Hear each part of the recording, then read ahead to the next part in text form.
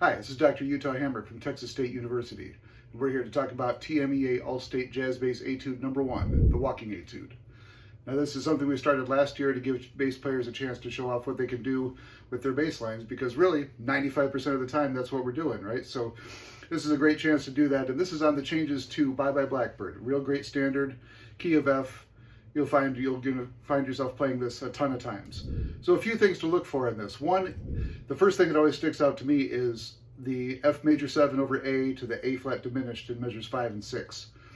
Is F major 7 over A, we know what that is, F major 7, right? With an A in the bass, you don't have to play the A on beat 1, but it's all the F major 7 notes that are there, right?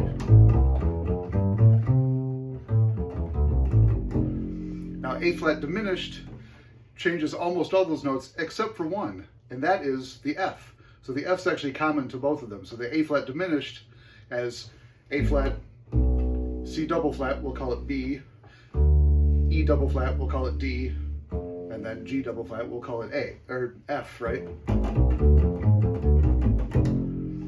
So you're going from F major 7 to basically F diminished.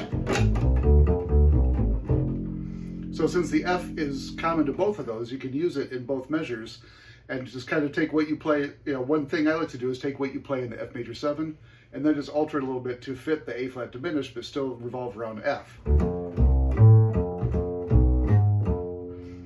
know, something along those lines.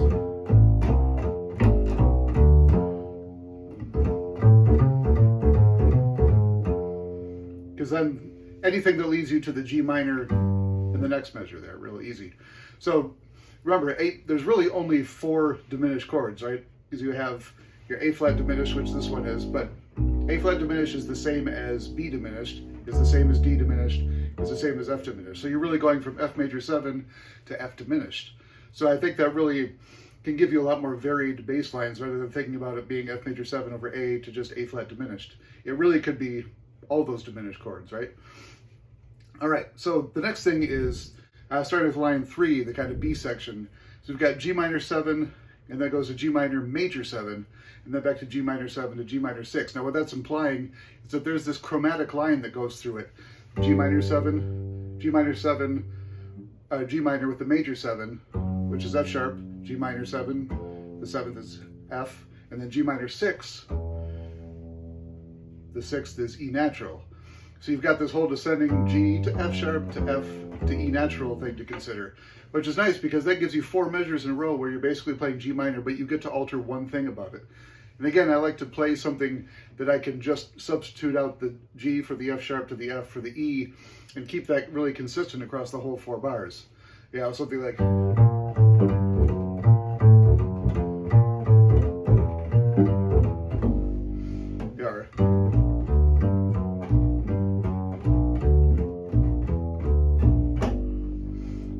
So because really it's still G minor the whole time. So the B flat and the D are still happening every time, as is the G. You're just changing the 7th as it comes down and eventually becomes the 6th. So keeping that, hearing that chromatic line come down each time, I think is really important and a big part of the bass line that's built in there. Of course, looking for things that aren't common to F, right? You've got a couple D7s in here. D7s, you got to play the F sharp. The D7s in here always lead to G, so they're always doing exactly what you think they would do, and the F sharp is always the leading tone. So it's beautiful to...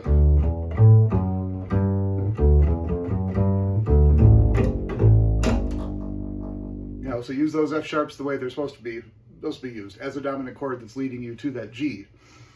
And then the last thing I'll say about this too is that there's, toward the end of the bridge, or this, you know, the C section, if you want to think about it that way, you go from G minor 7 to G minor 7 flat 5.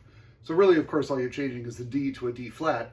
But the D flat's important because that now is a half step away from the C that we're going to. So you want that D flat to feel like it's going to C. It's almost like you're playing a D flat 7 and then going to a C7 after that. So you've got all the G minor,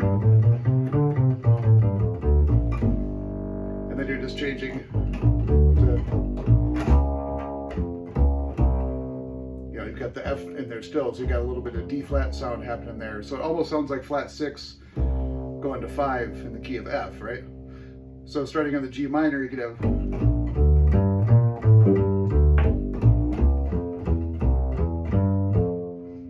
land back on the F again.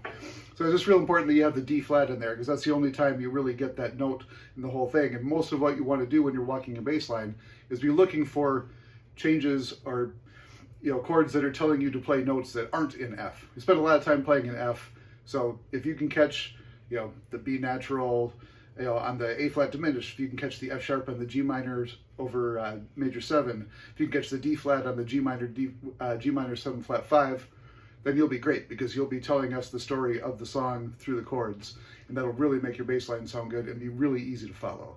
So good luck. I look forward to hearing your lines.